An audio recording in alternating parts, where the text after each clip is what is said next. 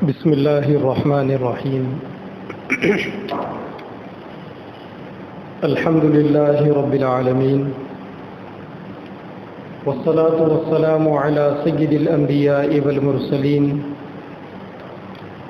وعلى آلہ واصحابہ اجمعین ومن تبعہم بإحسان إلى یوم الدین اما بعد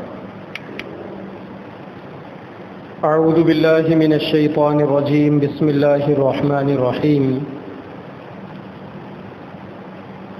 ایاک نعبد و ایاک نستعین صدق اللہ العظیم۔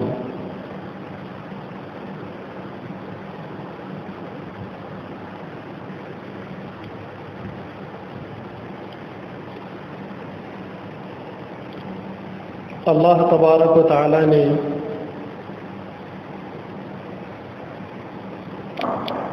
انسانوں کو جو ایمان دیا ہے، اس ایمان کے ساتھ اس کے کچھ تقاضے بھی پورے کرنے کے لیے دیے ہیں۔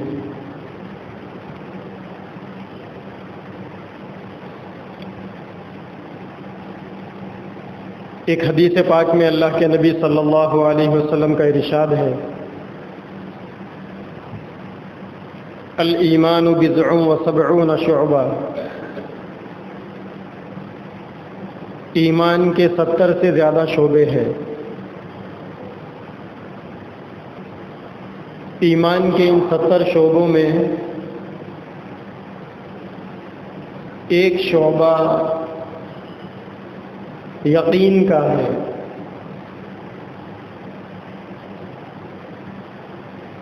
اور اسی یقین کے بارے میں اللہ کے نبی صلی اللہ علیہ وسلم نے فرمایا، الایمان هو الیقین، ایمان یقین کا نام ہے۔ اور اسی ایمان کے اور اسی یقین کے بارے میں حضرت عبداللہ ابن مسعود رضی اللہ تعالی عنہ کا ارشاد ہے، الیقین الایمان کلہ، یقین پورا کا پورا ایمان ہی ہے۔ ہم جس معاشرے کے اندر زندگی گزارتے ہیں، اس معاشرے کے اندر یہ جملہ کوئی نیا نہیں ہے، بلکہ سنا سنایا جملہ ہے۔ بچے بچے کی زبان پر بھی یقین کا جملہ آ جاتا ہے۔ ہمارے روزمرہ کے آپسی مذاکرے کے اندر کئی دفعہ ہماری بول چال میں ہماری زبانوں سے یقین کا لفظ ادا ہو جاتا ہے۔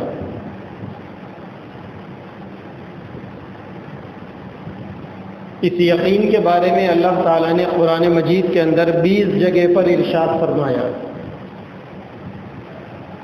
اور احادیث مبارکہ کے اندر بہت ساری حدیثوں میں اس یقین کا تذکرہ ہے۔ قرآن مجید میں جہاں اللہ تعالیٰ نے یقین کا 20 جگہ پر تذکرہ فرمایا، ان 20 جگہوں میں 2 جگہ یقین موت کے معنی میں استعمال ہوا ہے۔ چونکہ دنیا کے اندر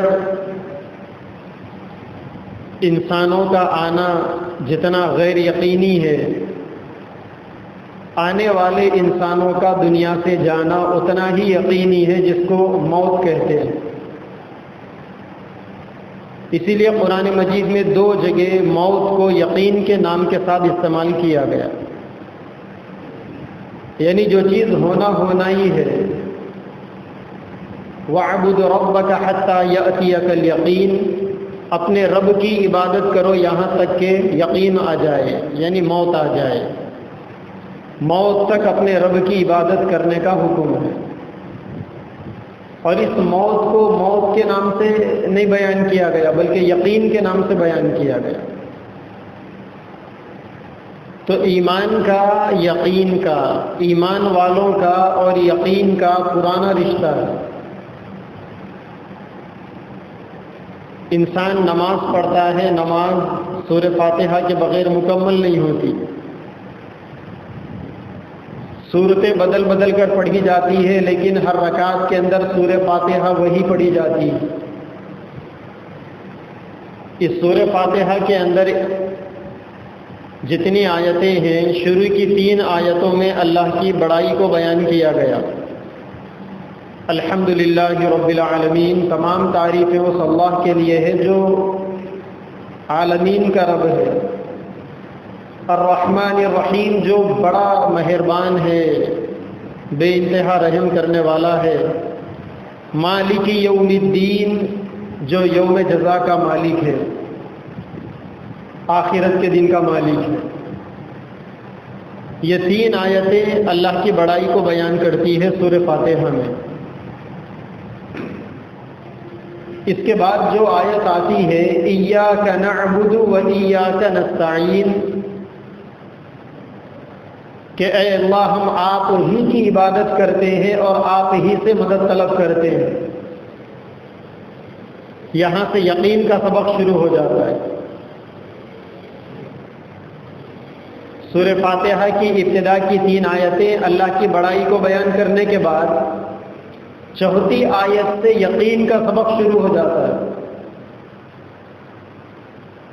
آپ ہی کی عبادت کرتے ہیں اور آپ ہی سے مدد طلب کرتے ہیں۔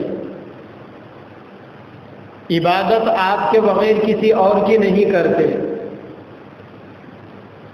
مدد آپ کے بغیر کسی اور سے طلب نہیں کرتے۔ جو کچھ ہوتی ہے وہ آپ کے لیے ہوتی ہے، اور جو کچھ مانگا جاتا ہے وہ آپ ہی سے مانگا جاتا ہے۔ جیسا ہی انسان ایاک نعبد و ایاک نستعین کہتا ہے، اس سے پہلے بندے اور اللہ کے درمیان میں تھوڑا دوری تھی۔ نماز شروع ہوئی، سورہ فاتحہ شروع ہوئی، الحمدللہ رب العالمین، تمام تعریفیں اس اللہ کے لیے، اس اللہ کے لیے جو دنیا جہانوں کا رب ہے۔ یعنی وہ اللہ ابھی بول چال میں سامنے موجود نہیں ہے، بس جہاں بھی ہے ساری دنیا کی تعریفیں اس اللہ کے لیے۔ گویا دوری ہے ابھی بندے اور رب کے درمیان میں، حالانکہ حقیقت میں دوری نہیں ہے۔ حقیقت میں تو اللہ تعالیٰ ہر بندے کی رگے جان سے زیادہ قریب ہے، اور اللہ ہر جگہ موجود ہے، وہ تو عقیدہ ہے ہمارا۔ لیکن یہ جو ترجمہ اس کا ہو رہا ہے، الفاظ جو زبان سے ادا ہو رہے ہیں، الحمدللہ رب العالمین، تمام تعریفیں اس اللہ کے لیے جو دنیا جہانوں کا رب ہے، یعنی دور ہے وہ۔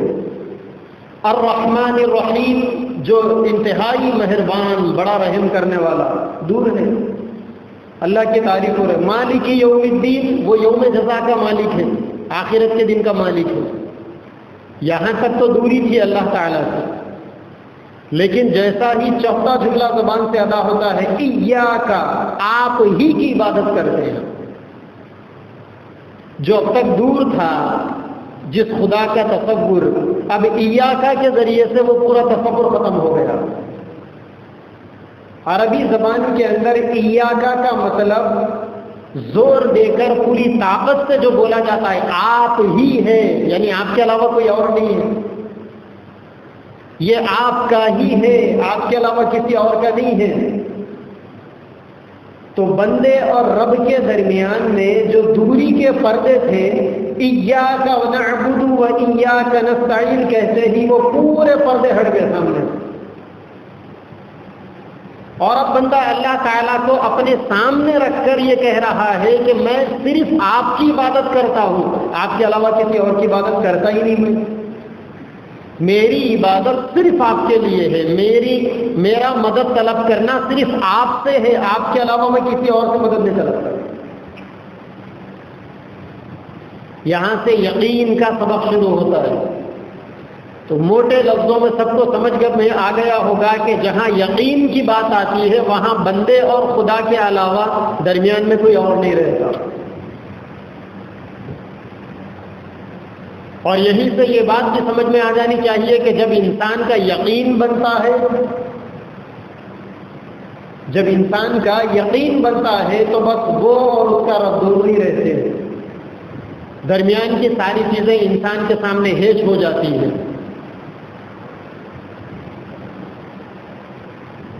گڑبڑ وہاں ہوتی ہے جہاں انسان کا یقین نہیں بنتا۔ جب یقین انسان کا کمزور ہوتا ہے تو دنیا کی چیزیں انسانوں کو ڈراتی ہیں،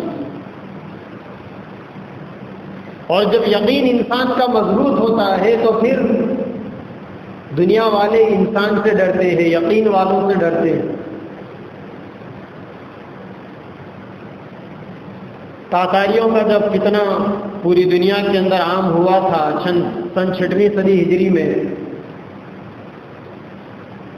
چند مہینوں کے اندر کروڑوں مسلمانوں کا قتل عام ہوا تھا، تو کچھ اللہ والوں کی جماعت تھی جو اپنے دین و ایمان کو بچانے کے لیے جنگل کی سیر کر رہی تھی۔ تو جو تاتاری شہزادہ تھا تیمور لنگ، جس کے پردادا سے مسلمانوں کے قتل عام کا سلسلہ چل رہا تھا اور وہ بھی اسی مہم میں لگا ہوا تھا،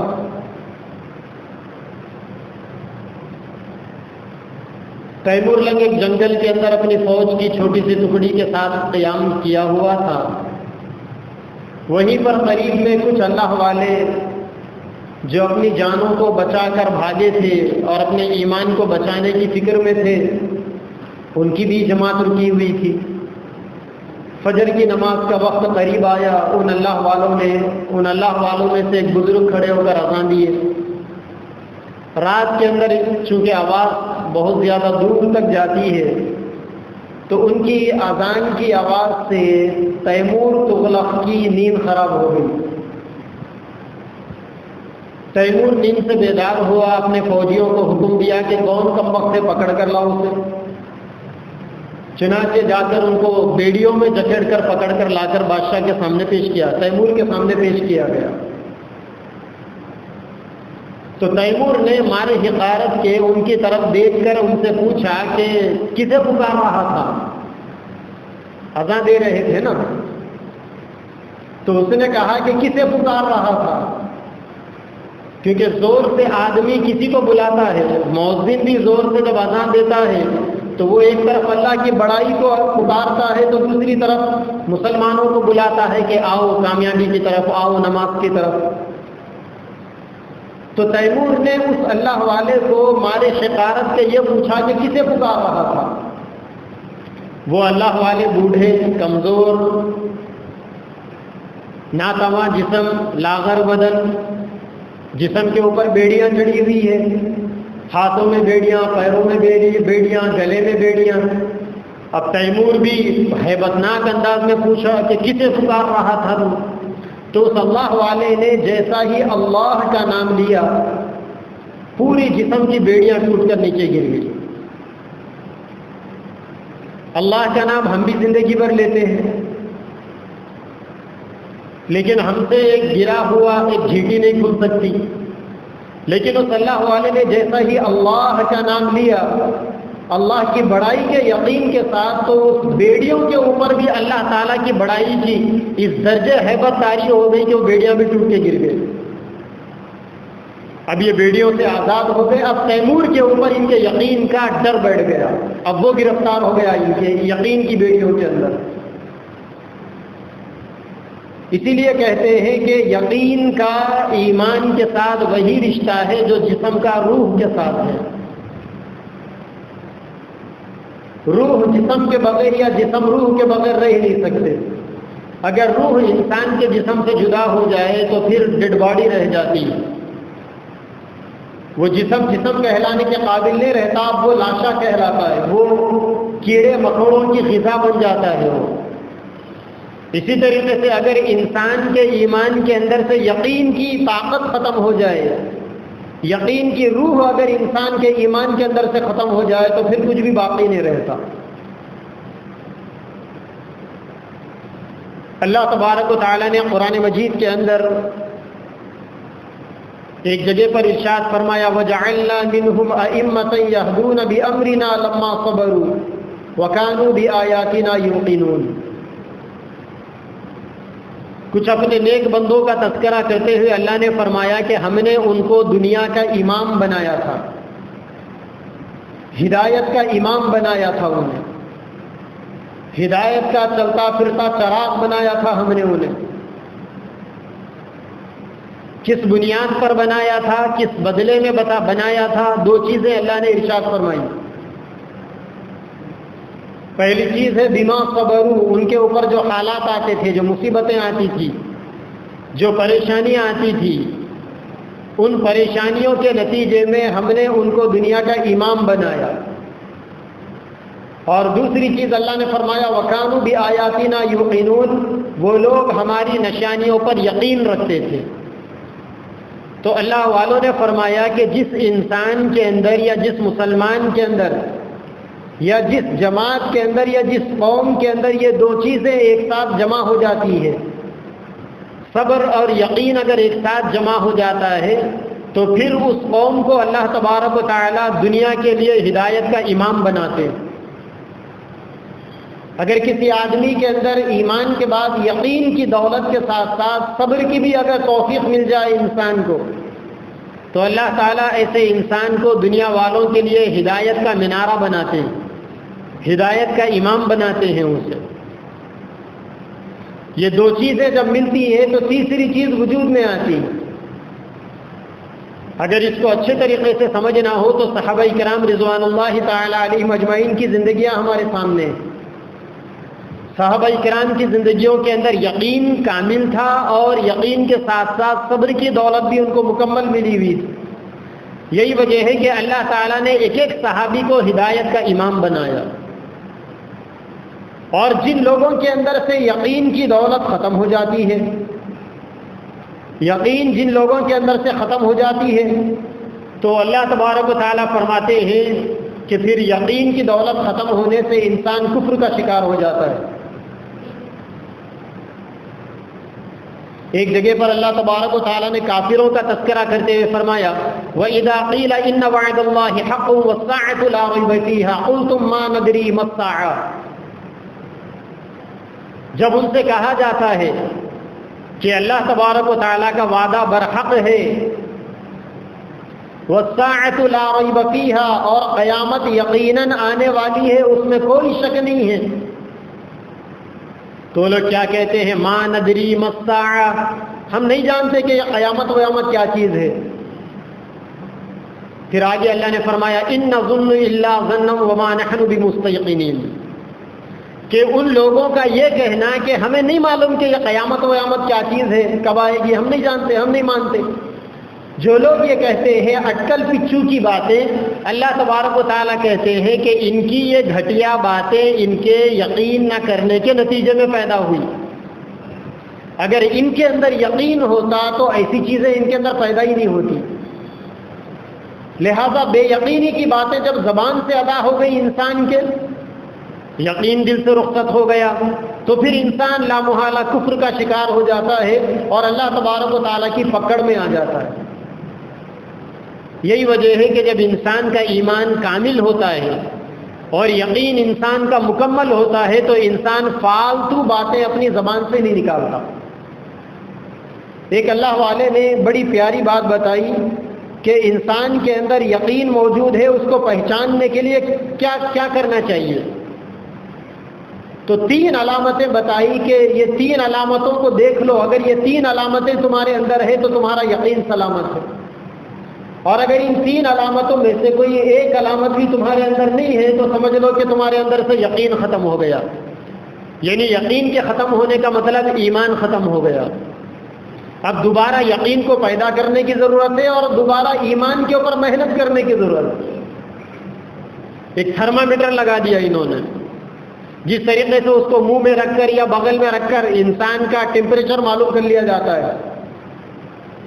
یہ آج کل وہ الیکٹرانک آ گئے نا، پیشانی کے پاس لگا کر انسان کا ٹیمپریچر معلوم کر لیا جاتا ہے۔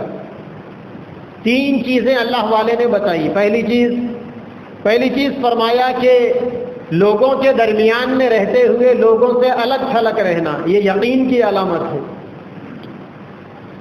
جو انسان لوگوں میں رہ کر کثرت میں وحدت، لوگوں میں رہ کر لوگوں سے الگ رہتا ہے، یہ یقین کی بنیاد پر ہوتا ہے، اکثر یقین کی بنیاد پر ہوتا ہے، اور کبھی کبھی بیماری کی بنیاد پر بھی ہوتا ہے۔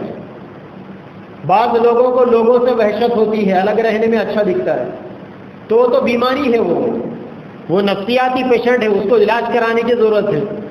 لیکن اگر انسان کے اندر کوئی بیماری نہیں ہے، سب کچھ ٹھیک ٹھاک ہے، لیکن لوگوں میں اس کو دل نہیں لگتا، اکیلے رہنے میں دل لگتا ہے، تاکہ اکیلے میں گناہوں سے بچا رہے اور اللہ تبارک و تعالیٰ سے اپنا رشتہ اور اپنا تعلق کو مضبوط کرے، لوگوں کے درمیان میں رہتے ہوئے اکیلے رہنے کو چاہنا، یہ انسان کے اندر یقین کی علامت ہے۔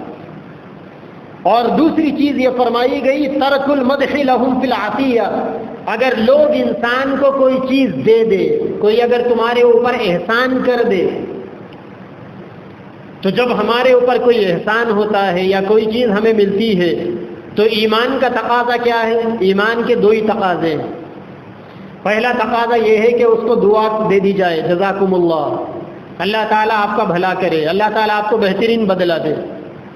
اور دوسرا یہ ہے کہ ہل جزاء الاحسان الا الاحسان، اگر اللہ تعالیٰ نے خود انسان کو بھی توفیق دی ہے تو یہ بھی کبھی نہ کبھی احسان کے بدلے میں اپنی جانب سے بھی سامنے والے پر احسان کر دے۔ یہ دو چیزیں ہیں، اگر کوئی آپ کے ساتھ کوئی چیز آپ کو دے یا آپ کے ساتھ اگر کوئی نیکی کرے، لیکن اگر انسان کے ساتھ نیکی ہوتی ہے اور اس انسان اس نیکی کے بدلے میں تعریفوں کے پل باندھ رہا ہے، انسان کو اٹھا کر فرشتوں کی جماعت میں یا انبیاء کرام کی جماعت میں یا خدا کی جماعت میں کھڑا کر رہا ہے، تو سمجھ لو کہ یقین میں گڑبڑی۔ اکثر لوگوں کو آپ نے دیکھا ہوگا تلوا چاٹنے کی عادت ہوتی ہے انہیں۔ تلوے چاٹنے کا مطلب وہ بیٹھ کے چپل اتار کے تلوے نہیں چاٹتے سامنے والے کے، ان کی باتیں تلوا چاٹو ہوتی ہے، چمچے گیری کی باتیں، ارے آپ تو یہ ہے وہ ہے فلاں ہے، کیا خدا ہے؟ اب انسان اتنی تعریفوں کے پل کے بس، اور وہ سننے والے کے دل کے اندر بھی خیال یہ ہوتا ہے، اب تک تو اس کا یہ خیال تھا کہ میں کچھ نہیں ہوں، میں اللہ کا ایک کمزور بندہ ہوں، لیکن اب اس کے دل کے اندر یہ خیال آیا کہ ہاں ایسا ہے، میں بھی کچھ ہوں۔ اسی لیے دنیا کے اندر جتنے لوگ بھٹکے ہیں، گمراہ ہوئے ہیں، ان کو بھٹکانے والے، ان کو گمراہ کرنے والے ان کے چمچے بھی تھے۔ میرے استاد محترم حضرت مولانا حمید الدین حسامی عاقل صاحب رحمۃ اللہ علیہ فرماتے تھے کہ فرعون پہلے فرعون نہیں تھا، بعد میں اس نے اپنے خدا ہونے کا دعویٰ کیا تھا نا، انا ربکم الاعلی کہا تھا اس نے، میں سب سے بڑا رب ہوں۔ تو فرعون پہلے فرعون نہیں تھا، فرعون کو فرعون اس کے چمچوں نے بنایا۔ اس کا ایک چمچا تھا حامان۔ کہتے ہیں کہ فرعون شام کے وقت میں سمندر کے کنارے ٹہلنے کے لیے جاتا تھا۔ سمندر کے کنارے پر آپ نے دیکھا ہوگا موجیں آتی ہے، پانی کے تھپیڑے مارتے ہیں، اور کبھی کبھی وہ تھپیڑے بہت دور تک بھی جاتے ہیں، اور کہتے ہیں کہ سمندر کے پانی کا تعلق چاند کی روشنی سے زیادہ ہوتا ہے۔ یہی وجہ ہے کہ آپ دن میں دیکھو سمندر کے اندر اتنا زیادہ تھپیڑے موجیں نہیں اٹھتی، رات کے اندر سمندر کی موجیں انکنٹرول ہو جاتی، کیونکہ ان کا تعلق چاند کی روشنی سے ہوتا ہے۔ جیسا جیسا شام ہوتی ہے، چاند نکلتا ہے، سورج ڈوبنے لگتا ہے، تو چاند کی روشنی جیسا جیسا سمندر پر پڑتی ہے، ویسا ویسا سمندر کی موجیں انگڑائیاں لینا شروع کرتی ہیں، اور جب رات آتی ہے تو پھر تو معاملہ انکنٹرول ہو جاتا ہے۔ یہی وجہ ہے کہ آج دنیا کے سمندروں میں جو بڑی بڑی شپس چلتی ہے، بڑی بڑے جہازیں چلتے ہیں، کہ 1,00,000 ٹن کی جہازیں بھی چلتی ہیں، شام کے وقت میں رک جاتی ہے وہ جہازیں۔ جہاں تک جہاز پہنچتا ہے وہیں پر ڈیرا ڈال دیا جاتا ہے، آگے سفر نہیں ہوتا پھر، کیونکہ چاہے جہاز کتنا ہی زیادہ قوی الہیکل، کتنا ہی زیادہ وزنی کیوں نہ ہو، سمندر کی موجوں کے سامنے اللہ تعالیٰ نے پانی میں ایسی طاقت دی ہے کہ ایک موج آتی ہے اور 1,00,000 ٹن کے جہاز کو پلٹا کر چلے جاتی. یہ سمندر کی خصوصیت ہوتی ہے. تو فرعون کے بارے میں یہ مشہور ہے کہ وہ شام کے وقت میں ٹہلنے کے لیے دریا کے کنارے پر جاتا تھا. اس کے بارے میں تو مشہور ہے کہ 400 سال تک اللہ نے اس کو بادشاہت دی تھی اور ایسا صحت مند تھا کہ 400 سال تک اس کے سر میں بھی درد نہیں اٹھا تھا. ایسی تندرستی اور ایسی صحت اور ایسی لمبی عمر اور بادشاہت ساتھ میں، ساری نعمتوں کو اللہ نے ایک جگہ جمع فرما دیا تھا.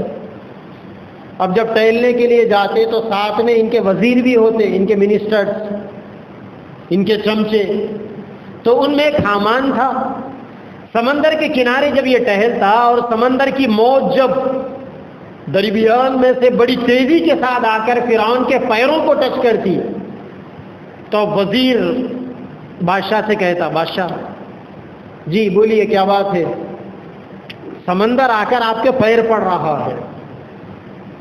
اب بادشاہ کے دل کے اندر جیسا یہ سن لیا سمندر میرے پیر پڑ رہا ہے، اب انہوں نے پلٹا کر وزیر سے سوال کیا کہ سمندر میرے پیر کیوں پڑ رہا ہے؟ بادشاہ خدا ہے اس لیے آپ کے پیر پڑ رہا ہے.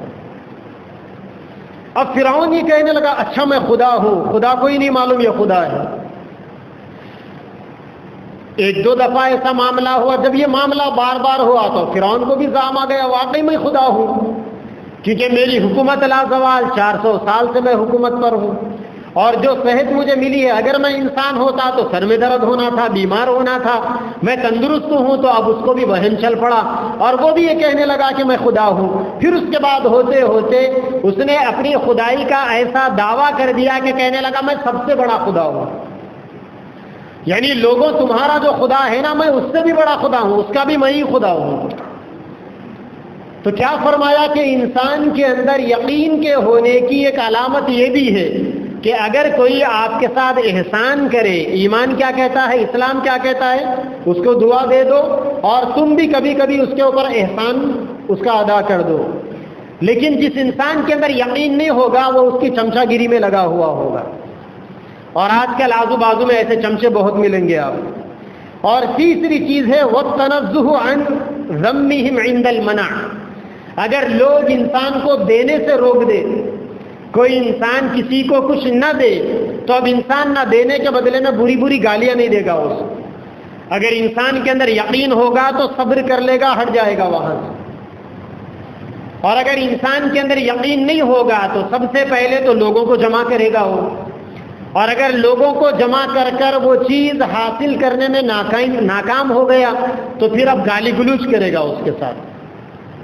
اس لیے آپ نے دیکھا ہوگا کہ اکثر اللہ والوں کو کوئی ان کے خاندان کے لوگ ان کا حق دبا دیتے ہیں. کسی نے پراپرٹی کو دبا لیا، کسی نے حق کو دبا لیا، کسی نے بینک بیلنس کو دبا لیا. بڑا بھائی تھا، چھوٹا بھائی سعودی عربیہ میں رہ کر کما کر بھیجتا رہا، گلف میں رہ کر. یہاں بڑا بھائی کماتے کماتے ساری چیزیں دبا لیا. جب چھوٹا بھائی واپس آیا، اگر یقین والا ہوگا تو صبر کر لے گا، کچھ نہیں کرے گا، معاملہ اللہ کے حوالے کر دے گا.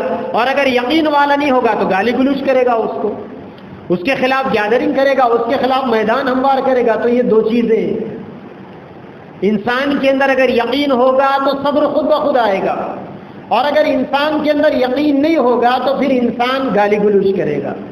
اگر کسی انسان کو یہ دیکھنا ہو کہ میرے اندر یقین ہے یا نہیں ہے، یہ تین چیزیں آدمی دیکھ لے. پہلی چیز کہ آپ کا دل اکیلا رہنے کو چاہتا ہے یا نہیں چاہتا ہے. اگر آپ لوگوں میں بیٹھنا پسند کرتے ہیں وقت برباد کرنے کے لیے تو یقین ختم ہو گیا. اور اگر آپ کے اندر یقین ہے تو یہ یقین انسان کو ہمیشہ لوگوں کے درمیان میں رہنے کے باوجود بھی انسان کو اکیلا رہنے پر مجبور کرے گا. اور دوسری چیز، اگر کوئی لوگ آپ کو کچھ دیتے ہیں، آپ ان کی چمچا گیری کرتے ہو یا ان کا شکر ادا کر کر رخصت ہو جاتے ہو. اگر چمچا گیری ہے تو سمجھ لو کہ یقین نہیں ہے، اور اگر یقین ہے تو پھر انسان چمچا گیری نہیں کرے گا، شکریہ جزاک اللہ کہہ کر رخصت ہو جائے گا. اور تیسری چیز، اگر کوئی آپ کو نہیں دیتا ہے تو آپ اس کو گالی گلوچ نہیں کریں گے. بعض لوگوں نے بتایا کہ یقین کے بھانپنے کی، یقین کو پرکھنے کی اور تین علامتیں. پہلی علامت یہ ہے کہ جس انسان کے اندر یقین ہوگا اس انسان کی نظر دنیا والوں پر نہیں ہوگی، اللہ پر ہوگی. جس انسان کے اندر یقین ہوگا ہر معاملے کے اندر وہ انسان اللہ پر نظر رکھے گا. انسان بیمار ہو گیا یا کسی کا انتقال ہو گیا، جس انسان کا اللہ پر یقین نہیں ہے وہ تو یہ کہے گا کورونا وائرس سے مرے ہوں گے، ہارٹ آ کے مرے ہوں گے، یا فلاں بیماری سے مرے ہوں گے. جو یقین والا ہوگا وہ پہلے ہی لفظ میں بولے گا اللہ نے بلا لیا، چلے گیا، ختم ہو گئی بات. بیماریاں آتے ہیں انسان کے اوپر، حالات آتے ہیں انسان کے اوپر، کاروبار میں نقصان ہوتا ہے آدمی کا. کوئی کام انسان کرتا ہے کام نہیں بنتا، بنتے بنتے کام رک جاتے ہیں. رشتے جلدی نہیں لگتے، بچیوں کے رشتے، بیٹیوں کے رشتے، بہنوں کے رشتے. کوئی رشتہ آتا ہے فوری چلا جاتا ہے. اب انسان سوچتے بڑھ گیا کون توڑ دیے ہوں گے، کون مس گائیڈ کر دیے ہوں گے، کون غلط اور رانگ انفارمیشن دے دیے ہوں گے. جو انسان یقین والا نہیں ہوگا وہ تو اندازے قائم کرے گا، اور جس انسان کے دل کے اندر یقین ہوگا وہ کیا کہے گا اللہ کی مرضی.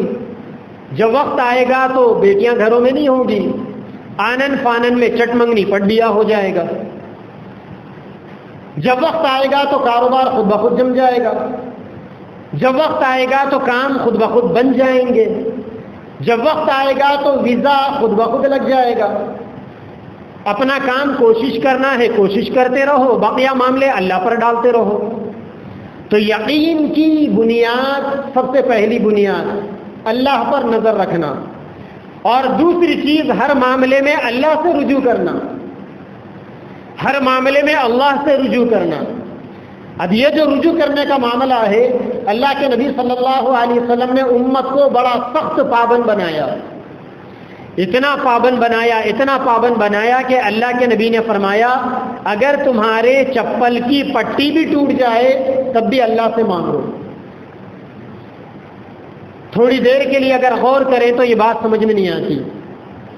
چپل کی پٹی اگر ٹوٹ جاتی ہے تو اللہ سے کیوں مانگے؟ کیا فرشتہ آسمان سے آ کر موچی کا کام پورا کر جائے گا؟ یا فرشتہ آسمان سے آ کر ہمیں فیویکوک دے کر جائے گا، یا کوئی سولوشن دے کر جائے گا؟ نہیں نا. وہ کام تو موچی سے ہی پورا ہوگا، وہ کام تو کسی نہ کسی لوشن کے وہاں لگانے سے ہی پورا ہوگا. لیکن مانگنا اللہ سے چھوٹی چیز کے اندر اس وجہ سے ہے تاکہ چھوٹی چیز کے اندر بھی انسان کا یقین انسان کو اللہ سے کاٹ کر بندوں کی طرف نہ جوڑ دے. اور تیسری چیز یقین کے مکمل ہونے کے لیے ہر حال میں انسان اللہ سے مدد مانگے. ہر حال میں انسان اللہ سے مدد مانگے. اسی لیے کہتے ہیں کہ اگر کوئی انسان یقین کو بنانا چاہتا ہے اس کا آسان فارمولہ یہ ہے کہ ہر نماز کے بعد 1-2 منٹ کے لیے دعا مانگنا شروع کر دے. جس انسان کو دعا مانگنے کی عادت پڑ جاتی ہے، اللہ سے مانگنے کی عادت پڑ جاتی ہے، تو پھر اب وہ انسان کسی بھی معاملے کے اندر چاہے چھوٹا ہو یا بڑا ہو بندوں کی طرف رجوع نہیں کرے گا. اور اگر کسی مسئلے کو حل کرنے کے لیے بندوں کی طرف رجوع کرنے کا معاملہ بھی آ جائے تو دعا کرنے سے پہلے انسان کا دل اللہ کی طرف متوجہ ہوگا. تو آج کی دنیا کے اندر سب سے بڑی سمسیا اور سب سے بڑا مسئلہ ہم مسلمانوں کا یہ ہے کہ ہم کہنے کو تو ایمان والے ہیں لیکن لامحالہ ہمارے اندر یقین کی کمزوری ہے. اگر یقین کی مضبوطی انسان کو مل جائے گی تو دنیا کے اندر یہ جو تبدیلیاں دیکھنے میں آ رہی ہے، اس تبدیلیوں کو بھی انسان اللہ تبارک و تعالیٰ کا غیبی اشارہ سمجھے گا. یہی وجہ ہے کہ اللہ والے فرماتے ہیں جب انسان کا یقین کامل ہوتا ہے تو پھر انسان کو بیماریوں میں بھی مزہ آتا ہے، اور اگر انسان کا یقین کمزور پڑ جاتا ہے تو پھر انسان دنیا والوں کے پیچھے بھاگتے رہتا ہے.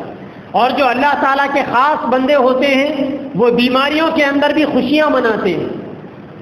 ایک اللہ والے کو سانپ نے کاٹ دیا، انہوں نے کہا الحمدللہ کہ مجھے سانپ نے کاٹا، الحمدللہ کہ مجھے سانپ نے کاٹا. کسی نے کہا کہ صاحب سانپ کے کاٹنے سے آپ کو تکلیف پہنچی، آپ کے جسم کے اندر زہر پہنچا تو اس میں الحمدللہ والی بات کیا ہے؟ کہنے لگے کہ اس سانپ کے کاٹنے میں بھی مجھے وہ مزہ آ رہا ہے جو مزہ کسی عاشق کے یا کسی محبوب کے کانٹا چبانے میں آتا ہے۔ اپنوں کی تکلیفیں بھی انسان محبت سے جھیل لیتا ہے۔ آپ کا چھوٹا بچہ اگر آ کر آپ کے گال کے اوپر چھوٹے معصوم ہاتھ سے تماچے مارے تو کیا آپ اس کو الٹا پلٹا کر کیا بھئی ماریں گے؟ آپ اس سے آپ کو اس بچے کے اس مار کھانے میں بھی مزہ آئے گا، کیونکہ محبت کا معاملہ ہے۔ یہی معاملہ اللہ والوں کا ہوتا ہے کہ کوئی مصیبت، کوئی بیماری، کوئی پریشانی اگر انسان کے اوپر آتی ہے، اگر وہ انسان کے یقین کا رخ صحیح ہے، خیالات کا رخ اگر صحیح ہے تو انسان کو اس میں بھی مزہ آتا ہے۔ اور اگر یقین والے آدمی کے پاس کوئی خوشیاں آتی ہے تو وہ تھوڑا سا غمگین ہو جاتا ہے، کیونکہ اللہ والوں کے اوپر یہ خوشیاں بہت ساری دفعہ، بیشتر دفعہ انہیں اللہ تبارک و تعالیٰ سے کاٹنے کے لیے آتی ہے، اسی لیے اللہ والے خوشیوں کو دیکھ کر ناراض ہو جاتے ہیں۔ اللہ تبارک مجھے اور آپ کو اور ساری امت محمدیہ کو یقین کے دولت سے مالا مال فرمائے۔ وآخر دعوانا ان الحمد للہ رب العالمین۔